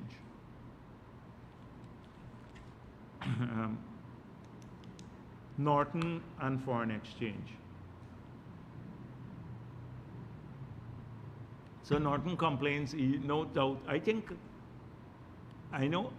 that the Kaichor News is like helping Norton a lot, like in, you're the intellectual, like, inspiration. Because I saw he mentioned about remittances, the old story about remittances. You saw that too in the speech about remittances. Remember what I said about remittances? You were saying, oh, people here need more, they get more remittances than wages and all of that. Well, we had to explain that the remittances come in, given in the BOP figures, they come in for investment purposes too.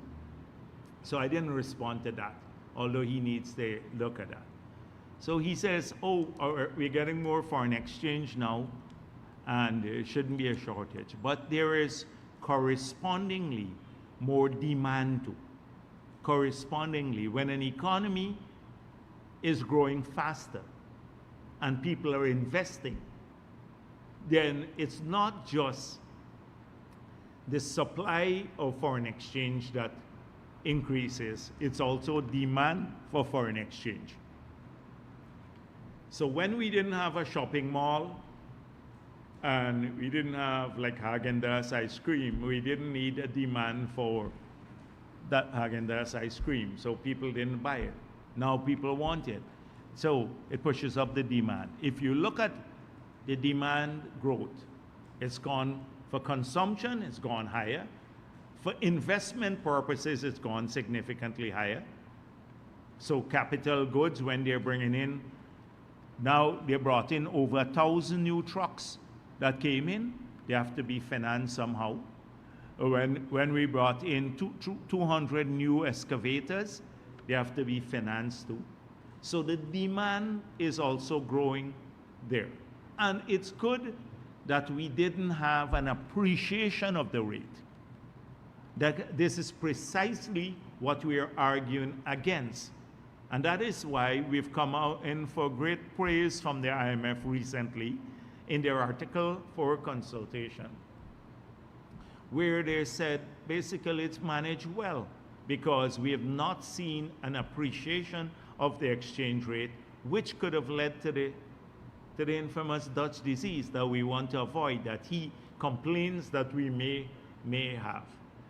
So that's what Norton needs to understand. It's a supply and demand issue, but it has to be carefully managed. Because if the supply far exceeds the demand, then you know what will happen. The rate will appreciate, it will kill the domestic sectors, agriculture and manufacturing, as has happened in other parts of the world, and then we will also, we're part of the resource curse, the Dutch disease phenomenon. The update in the National Development Strategy. This has constantly been modified. That's why I said you have to read it in conjunction with the Low Carbon Development Strategy, which was recently launched. So it is now a different focus on sustainability. In the early period, a lot of the tasks have been overtaken. So lots of things we identified then, and the timeline for their completion, it had to be done on the basis of the finances of the country. So you asked why the Wisma Bridge, and I think you were going on to say why the Berbice Bridge. I almost said, weren't you going to say that? Well, Berbice did not have a bridge. It had a bigger population. And the Berbice Bridge, we did it through a public-private partnership where practically the private sector financed it with a concession for 20-something years that expires in 2027. And we have had use of the Berbice Bridge, changed the lives of people here. But we didn't utilize funds from the Treasury. In Linden, we already had a bridge. Now we are replacing that bridge to a 4-lane structure. But we're not doing just that bridge. We're doing also 45 other bridges going to all the other bridges excepting Kurupukari, going to the Brazilian border. We're doing the bridge across the Demerara River right here. because our capability to do that now has been enhanced. And so we're not going to make expenditure when they can be sustained. If you understand something about PPP management, we're not doing this simply for the show. It has to be justified, it has to be feasible, and it has to be financed so that it doesn't bring harm to the overall economy. Now we have a capacity to do this. That's why we're doing it today. So there are many things that we said. That's why I'm saying our strategy has been laid out a long time. It's been laid out a long time. And when I say we stay the course, that we are not swayed by the populism. We're not swayed by all of these attempts to distract us from the end point, which is this great life we want for all of our people, all of them, regardless of who they vote for. That's consistent with what we have done. Yes. And then NCN News. Just quickly, Dr. Jagdeo, as Guyana takes up the presidency of the UN Security Council, how does the government plan to use this to its advantage, and what are some of the priority areas? And secondly, an article was carried in the Village Voice. Guyana hauled before the Human Rights Commission for its treatment of Haitian refugees. They said a complaint was filed and potential international sanctions could be met. Are you aware of that, and how is this being dealt with? That's the Village Voice. That's the Roysdale Ford outfit. So the thing is that, in fact, I'd be happy if that happened. If it actually happened, I'd be pleased with that, because we want to make sure, in fact, this human rights organization, we'd love them to come and look at what took place, how the Haitian refugees were exploited by corrupt, APNU-supported cabals here who are smuggling the Haitians through Guyana for large sums of money, that had direct involvement of APNU officials who are, the way it operated, 40-something thousand people came through the country. They just came here and went through. They were each paying thousands of US dollars to come through here. They were brought from gangs in Haiti along with gangs here. They would arrange for people to come. The government allowed them to meet the refugees, well, not the refugees, these were migrants coming through here, met them on the air side at the airport. They didn't come through immigration normally as people who come to visit Guyana. They call them visitors. If you come to visit, you fill up your form, you come through, you get stamped in, etc. They were met in groups on the other side, taking place in buses. And the buses left straight for the border with Brazil. The buses went straight to the border with Brazil, or get straight in. In some cases, when that dried up a little bit, they started bringing from Suriname. They'll bring them, keep them overnight at some hotels. We have the name of the hotels here. And then put them in the buses and take them away. We've had Haitian refugees whose documents were taken away by the traffickers. And held there. We found children there who were not traveling with their parents or anybody who they knew. APNU should be prosecuted, and some of them, for smuggling, a state-sponsored smuggling of Haitians in this country. So I'm happy if it goes there. I'm very, very happy if it goes there. And they tried this, the same group tried this with the Bangladeshis when we came in, and we shut it down too. We shut it down. We're not gonna tolerate people smuggling through our country. These were not Haitians who were coming to visit Guyana. They were just being trafficked through our country. These are not Haitians who are coming. A Haitian can come today and come on the immigration and come and visit Guyana on their own. They can come and visit Guyana. There's no prohibition. But this is it. And they talk about the automatic visa. Almost 3/4 of CARICOM don't allow Haitian citizens the same level of access, the free travel that they allow to other CARICOM nationals. Are they racist too? So this is the thing. I hope we can do a document and then have the names of certain individuals sent up to the body to show that they're smuggling Haitian nationals through Guyana. I love that that is happening. That's one. But as I said before, this is part of a plan. You remember they didn't get any resonance here. So they're hustling abroad. The US route seems to be cut off because Mr. Jeffries now is busy and other things, and I think he understands now the lies that they are being told. And a lot of the people in the US administration, etc., have seen through these criminals, the Burks and the others. And so they're trying here again with a new body. That's clearly outlined. What we'd focus on, that's in a policy document about the UN Security Council. We're not going to use it to our advantage. It's just there are things that we believe strongly in that we'll push there, but not to say we want to use the presence on the Security Council to our advantage. But that has been documented and published by the Ministry of Foreign Affairs, that position.